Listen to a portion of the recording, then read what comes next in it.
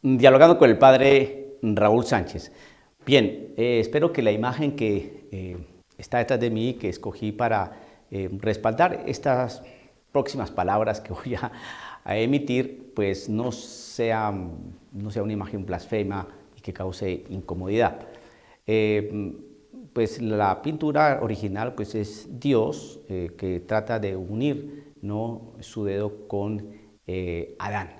Es una parte de la gran pintura bellísima que hay en la Capilla Sixtina, allá en el Vaticano, allá en Roma. Bien, pues de una manera de caricatura, pues aparece, digamos así, el gran espagueti volador, un dios por allí, ¿no? ¿Por qué traje esta imagen? Y vuelvo a repetir que espero que no sea blasfema y no vaya a incomodar a ninguno, pero porque ese no es mi propósito. Mi propósito es hacerle ver que esa imagen está diciendo algo, que nosotros podemos tener cualquier Dios, que el Dios puede ser, el Dios nuestro simplemente puede ser fantasía, o qué clase de Dios tenemos, o existe Dios, o el Dios de la Biblia es el Dios verdadero. El Dios de la Biblia es el mismo Dios que profesan otros credos. ¿Cómo podemos entender esto?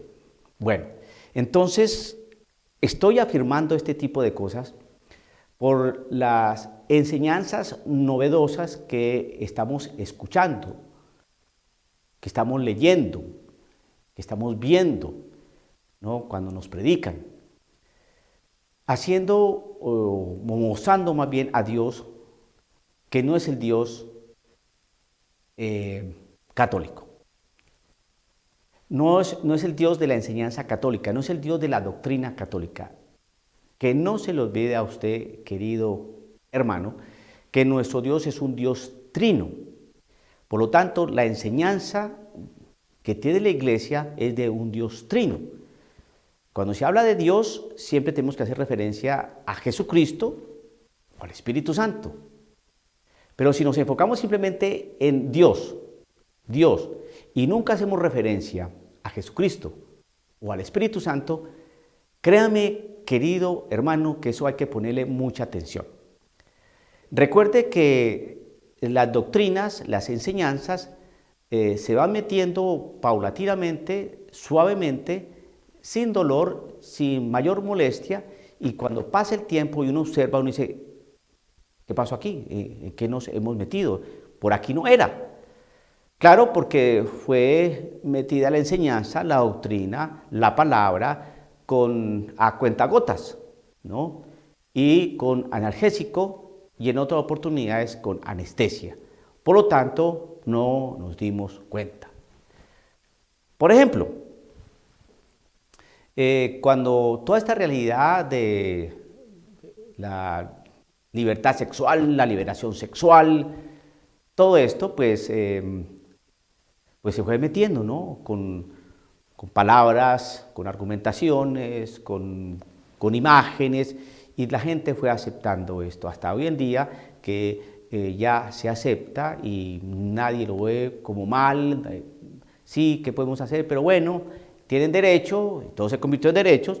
Entonces, las uniones entre personas del mismo sexo, por ejemplo, algo que va en contra de la naturaleza, algo que impide una verdadera complementariedad sexual, algo que hace que prácticamente las personas del mismo sexo pues se cierren a la vida y bueno, y que vayan contra la misma realidad en sentido común.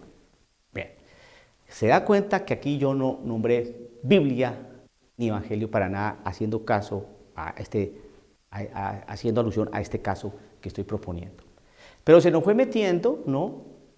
Y la Iglesia pues fue guardando silencio también, y entonces hoy la Iglesia tiene que empezar ya a levantar la mano y decir, no, espérese, la Iglesia siempre ha enseñado esto y esto, entonces, pero ya que ya se nos metió el elefante blanco en la sala y no nos podemos hacer los ciegos. ¿Qué hacemos para sacar ese elefante? Unos dirán, ¿cuál elefante? Y lo están viendo ahí sentado en el sofá de la sala y todavía dicen, pero no lo veo. Bueno, entonces, ¿cómo hacer posible que ese lenguaje sinuoso de un Dios que no es un Dios trino, entonces, ¿cómo hacer posible que la enseñanza de nuestro Dios se manifieste como un Dios trino? ¿Por qué? Porque existe el prurito de que hablar de Dios, pero sin hablar de Dios trino, porque si hablamos de un Dios trino, prácticamente vamos a imposibilitar, ¿no?, ese gran diálogo y ese gran caminar juntos para hacer una verdadera fraternidad. Y así no es. Cuando hablamos de Dios, y hablamos de Dios, Dios es amor, Dios nos ama a todos, lo importante es el amor, lo importante es amarnos, lo importante es dialogar, lo importante es que nos entendamos hermanos, el encuentro, la amistad, el caminar juntos, el conocernos, ¿no? ¿Listo? Entonces eso lo propone Dios y es bueno con ese Dios así. Entonces usted ve un Dios sumamente etéreo, vaporoso, un Dios muy raro, como entre nubes raras, ¿no? Como un Dios que nos narcotiza a todos y que todos nos aceptamos, nos abrazamos, nos comprendemos y qué bien. Y entonces uno dice, por ahí alguien que acaso a ponerse una máscara de oxígeno y respira más o menos profundo y dice, ¡hey, perdón! Dios, ese Dios tan maravilloso que usted pinta, qué bonito, qué bonito. Pero mi pregunta es la siguiente, señor predicador, señor eclesiástico, usted, señor teólogo, importantísimo. Una pregunta de este humilde servidor, de esta masa católica en que nos encontramos. Pregunta, sí, hermoso Dios, ¿y quién nos revela a Dios? Porque nos dicen que ese Dios es el Padre de todos. ¿Quién nos revela a ese Dios, Padre de todos? ¿Quién nos los puede mostrar? Una pregunta y otra preguntita, sin molestar, sin causar división, y no quiero ser molesto, perdón. ¿Y qué sentido en todo estuvo la muerte de Jesucristo en la cruz y tanto chorrero de sangre? Que alguien me explique eso, porque yo aquí en la nueva predicación no veo a Jesús. No, veo a Jesús, sí, pero cuando nos predican a los dos católicos, pero se supone que ese Jesús hay que llevar a todas las naciones, hay que llevar ese Jesús y ese mensaje a todas las naciones, pero cuando se habla a las naciones que no son católicas, entonces como que no hablan de Jesús y eso a mí me preocupa. Espero no molestar, espero no ser insidioso y cáustico y molestón, no quiero causar ese tipo de dificultad, pero es que esa es mi pregunta, ¿será que la aceptan? Son dos. Bien, así en caricatura, es más o menos lo que se está viviendo hoy. Entonces, no podemos preguntar porque somos divisionistas. No podemos preguntar porque estamos como violentando la unidad. No podemos preguntar porque pues, en estos momentos no podemos hacer ese tipo de preguntas porque, hombre, rompe el diálogo. Entonces, no haga sea prudente y nos va mejor, ¿sí?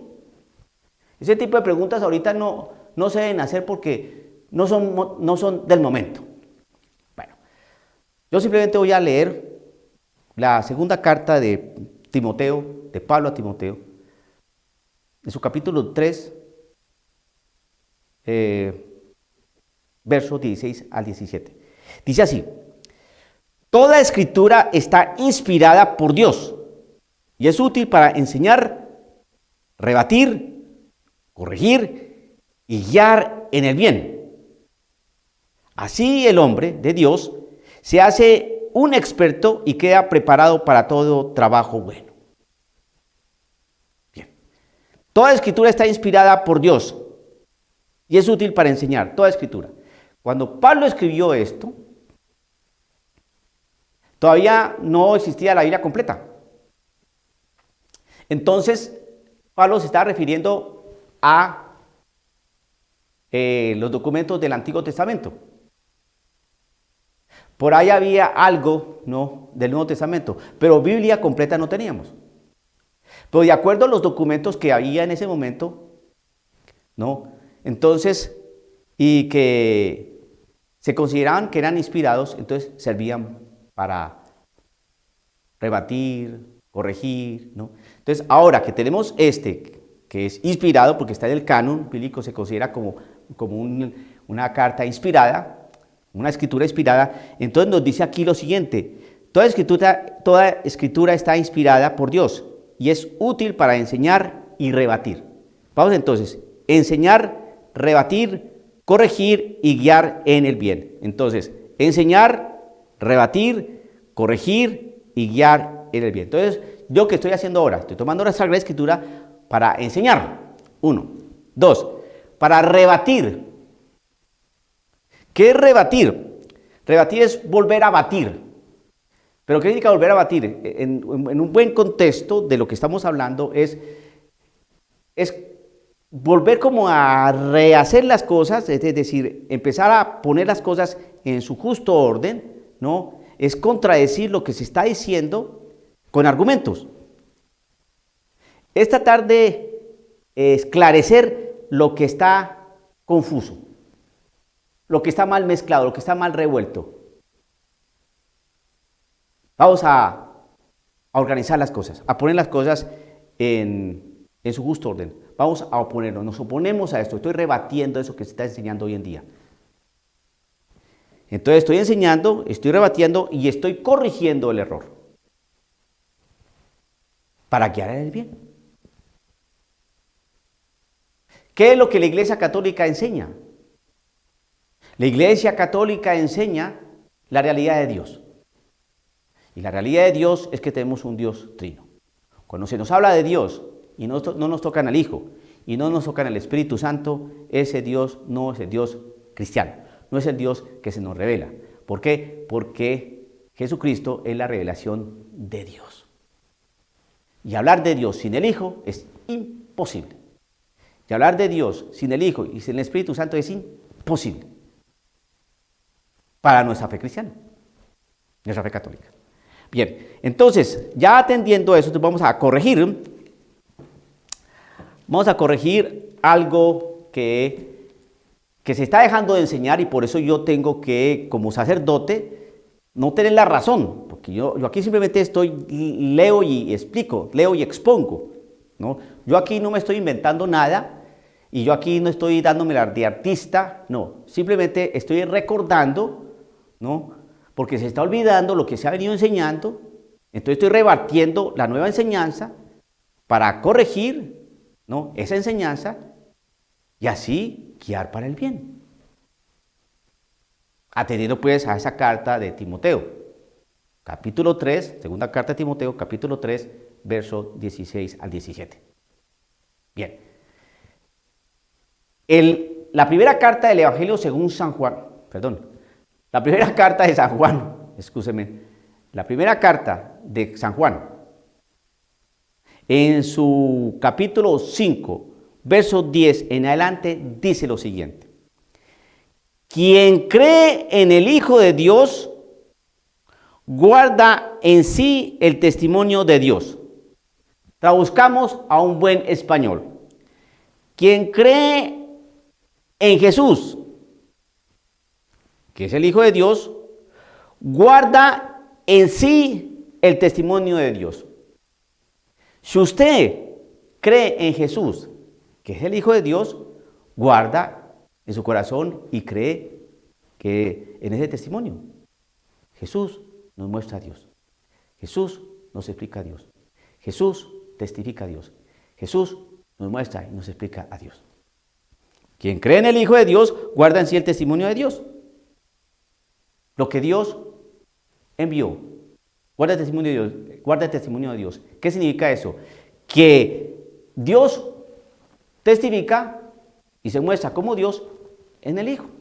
Con el Hijo. Mostrando el Hijo. Leo para que usted entonces vaya haciendo como un resumen en su cabecita y en su corazón. Quien cree en el Hijo de Dios, es decir, en Jesús, guarda en sí el testimonio de Dios. Es decir, guarda a Jesús, que es el que da testimonio de Dios. Y Dios da testimonio de su Hijo. Ahora, quien no cree que Jesucristo es el Hijo de Dios, quien no cree eso, hace a Dios mentiroso, ya que no cree al testimonio de Dios, ¿quién es? Jesús, en favor de su Hijo. Quien no cree, hace a Dios mentiroso, ya que no cree al testimonio de Dios en favor de su Hijo. El testimonio de Dios es que Dios entregó a su Hijo. El testimonio de Dios es que se reveló en el Hijo. El testimonio de Dios es que Dios mostró su poder en el Hijo. Quien no cree en el Hijo, entonces no cree en Dios o hace mentiroso a Dios, que se muestra y se revela a través de su Hijo. Sigue el texto. Pues bien, este es el testimonio. 2 puntos. A ver, vamos a mirar entonces cuál es el testimonio. Que Dios nos ha dado la vida eterna y que dicha vida está en su Hijo.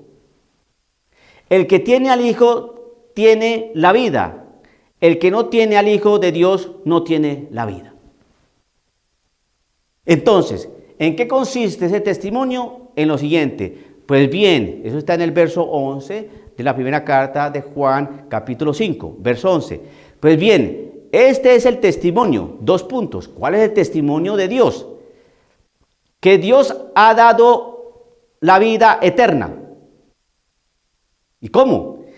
Y que dicha vida está en su Hijo.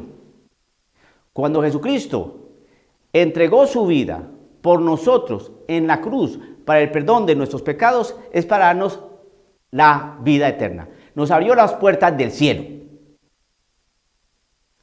El que tiene al Hijo tiene la vida. Si yo tengo a Jesucristo y voy con Jesucristo, tengo la vida porque Él me dio una vida y una vida en abundancia. Me hizo nacer de nuevo. ¿Ya? Y voy caminando con Él. El que tiene al Hijo tiene la vida. El que no tiene al Hijo de Dios no tiene la vida. Y eso son palabras muy duras para un mundo tan pluralista, donde hay tantos dioses y donde no solamente hay que hablar del amor. Y entonces volvemos a esta palabra también de Juan. Si tú me vas a hablar de amor, y creo en el amor, y que el amor es maravilloso, eso lo explica Juan. Y Dios manifestó su amor así. 2 puntos. Entregando a su único Hijo para el perdón de nuestros pecados en la cruz. Así es que se entiende el amor. Si nos hablan de amor, y creo en el amor, y el amor triunfó y todas las cosas de amor tan maravillosas, sin Cristo Jesús, no se puede. Por eso es tan importante, querido hermano, que tenga bien en cuenta la palabra de Dios. Porque nos están predicando una cosa que se parece a la palabra de Dios, pero que no es su palabra. Porque hoy en día, tener en cuenta esto que aparece aquí, el que tiene al Hijo tiene la vida. Si usted tiene a Cristo Jesús, que se ha redimido, que se ha revestido de Cristo, que se ha hecho hijo de Dios en Cristo Jesús, o por Cristo Jesús, se ha hecho hijo en el Hijo, ¿no? Y se le han abierto las puertas del cielo para tener vida eterna y una vida en abundancia. ¿Por qué? Porque tiene al Hijo, usted tiene la vida. El que no tiene al Hijo de Dios no tiene la vida. ¿Quiénes son los que no tienen al Hijo? Vaya usted mirando otras religiones a ver quién no tiene a Cristo Jesús. Pues esos que no tienen a Cristo Jesús no tienen la vida. Y decir esto hoy es muy complicado. Entonces, claro, yo simplemente leo y estoy explicando, y no hay ahí ningún recoveco pues que no estoy entendiendo. Esa es la enseñanza de la iglesia. Por eso han tratado de cambiar la enseñanza de la iglesia. Y con la misma palabra del Señor estoy rebatiendo, estoy enseñando con la Escritura, estoy rebatiendo una posición teológica que no es cierta para corregirla, ¿no? Estoy utilizando los verbos que utiliza la carta de Pablo a Timoteo, capítulo 3, versos 10 y 17. O sea que yo no estoy inventándome aquí nada, yo no estoy hablando nada que no esté allí. Yo le repito a usted, querido hermano, mientras usted esté en la tradición, usted esté en la Sagrada Escritura y acogiéndose al magisterio de 2000 años, usted va bien, hermano. No se deje engañar, no se deje asustar, no se deje confundir, no se deje amedrentar, no. Cuando le digan a usted que es divisionista, que si no quiere la comunión, que si no quiere la unidad, eso son patadas de ahogado para hundirlo, someterlo, asustarlo y que usted se calle. No, hermano, usted diga, entonces refúteme esto. Le van a decir, es que usted es fundamentalista. Ah, bueno, entonces explíqueme la manera fundamentalista y nos entendemos. Entonces la iglesia ha estado 2000 años leyendo la Biblia de manera fundamentalista. No me crean tan tonto. No, es que es la nueva manera de asustar, de arrinconar. Palabras novedosas que se nos metieron. Por ejemplo, para callarnos. Simple, para callarnos. Divisionista. ¿Es que no quieres la unidad? Otro que está dispuesto a estar en diluir la iglesia. No hable ahora esas cosas, padre Raúl, hombre. Ve cómo está Pedro y nos ponemos a cortar orejas, como decía mi abuelita. Entonces no, sí, no, ¿verdad? No, sí. Callamos. No nos podemos callar. Pues ¿cómo nos vamos a callar? Si yo estoy enseñando otra doctrina, otra enseñanza, pues cállenme. Pero yo simplemente leo y explico. Por ejemplo, y ya termino. Porque a veces lo miran a uno como si uno fuera estúpido. Y le ponen ejemplos tontos. Entonces usted va a cumplir la palabra del Señor cuando el Señor dice que si tu ojo es causa de pecado, sácatelo, porque es mejor entrar tuerto al reino de los cielos y no con los dos ojos al infierno. Entonces usted sabe sacar los ojos porque ahí dice eso. Entonces uno dice, no, espérese un segundo, que yo también pasé por el seminario y también tengo mis estudios, ahí humildemente, pero los tengo, ¿no? No, eso es una hipérbole, es un género literario, una manera de hablar que tuvo el agiógrafo, para que el mensaje calara. Digamos que es una agrandar una palabra, un argumento, algo que quiere decir para que impacte, ¿no? Por eso hay que sacar los ojos. Eso lo puede entender, no, eso no hay que mirarlo así. Y tampoco un montón de cosas que aparecen ahí en el Levítico. Pero una cosa sí es bien clara, que si el Señor me dice a mí que tomó el pan, lo bendijo, lo partió y lo bendijo y dijo, esto es mi cuerpo, hagan esto en memoria mía. Si el Señor dijo, esto es mi cuerpo, ese es el cuerpo del Señor.